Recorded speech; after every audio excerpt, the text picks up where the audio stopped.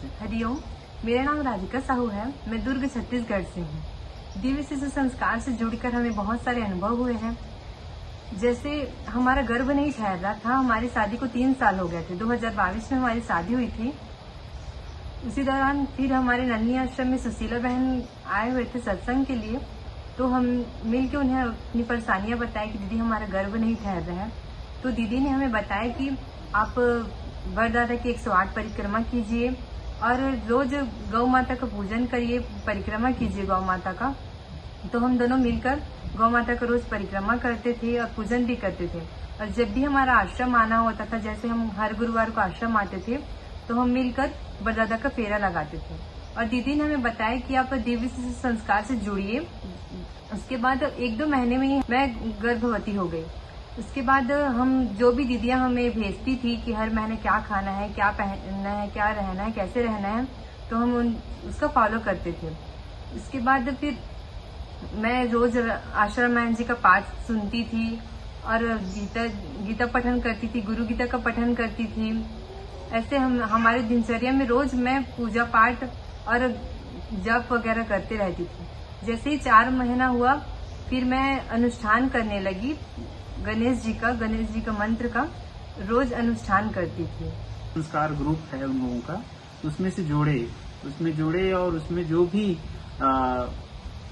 जो प्रोटोकॉल आता था, नियम आता था, उसको ये फॉलो करती गई। जैसे सुबह उठकर ब्रह्म मुहूर्त में उठना, पिता द्वारा गर्भ संवाद हो गया, माता द्वारा गर्भ संवाद हो गया, ये सारी चीजें हम लोग करते थे।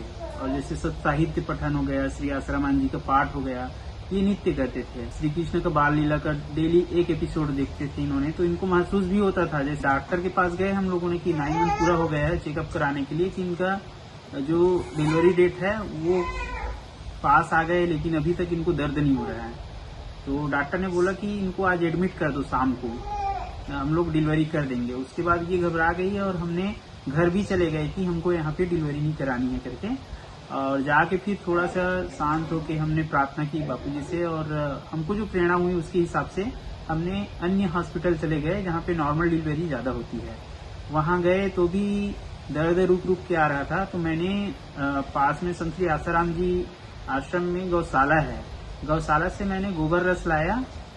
बापूजी बताते हैं कि अगर नॉर्मल डिलीवरी नहीं हो रही है तो गोबर रस 10 ml गोबर रस पहले पिला दो, उसके बाद आधा 1 घंटा तक देखना रहता है। तो हमने 1.25 घंटा बाद फिर से 10 ml गोबर रस फिर से पिलाया। उसके आधा 1 घंटा बाद नॉर्मल डिलीवरी हो गई और हमको पुत्र रत्न प्राप्त हुआ। और पूरा 3.5 किलो का था हमारा बच्चा उस टाइम पे। उसके बाद मैंने जो पिता द्वारा जो नियम करना चाहिए, शहद और घी के मिश्रण से मैंने सोने की सलाई से ओम लिखा। और ओम लिखने के बाद वो जो 5 मंत्र है बापूजी जो बताते हैं कि बच्चे के कान में बोलना चाहिए, ओम अस्मा भवम परशु भव, ऐसे मंत्र है, उसको बोलना चाहिए। तो मैंने वो 5 मंत्र बोला था। और उसके बाद दिव्य शिशु गर्भ संस्कार द्वारा ट्रैक दिया जाता है, उसको 24 घंटे तक चलाना रहता है। तो वो भी हमने किया। उसके बाद हमने देखा कि जो बच्चे के अंदर बहुत सारा सद्गुण दिखाई दिया हमको। जब 5 महीने का 4-5 महीने का था, तभी से उन्होंने तुलसी जी में जल चढ़ाना, शिव जी में जल चढ़ाना, जैसे आश्रम जा रहे फेरा लगा रहे तो अपने आप ताली बजाना।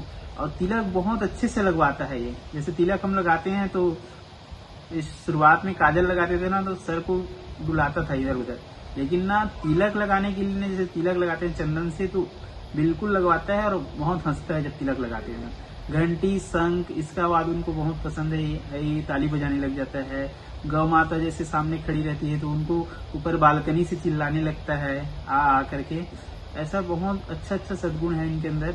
भजन चलता है, कीर्तन चलता है, पाठ चलता है तो ध्यान से सुनता है। और सुबह उठता है तो हमेशा हंसते हुए उठता है।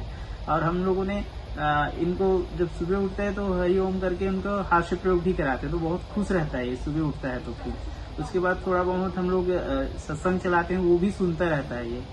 और सुबह उठते तो इनका मन बहुत शांत रहता है। तो हरिओम, ये हमारा पुत्र है।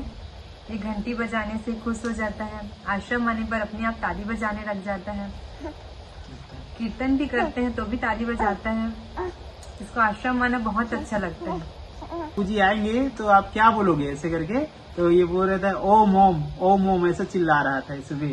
तो वो बहुत खुश रहता है। और ये मैं सभी से यही प्रार्थना करना चाहता हूँ कि दिव्य शिशु गर्भ संस्कार से अवश्य जुड़े, जो अभी नवविवाहित जो हमारे भाई बहन हैं, जिनको दिव्य संतान चाहिए, अच्छे संतान चाहिए, सद्गुणों से भरपूर संतान चाहिए, उनको दिव्य शिशु गर्भ संस्कार से अवश्य जुड़ना चाहिए।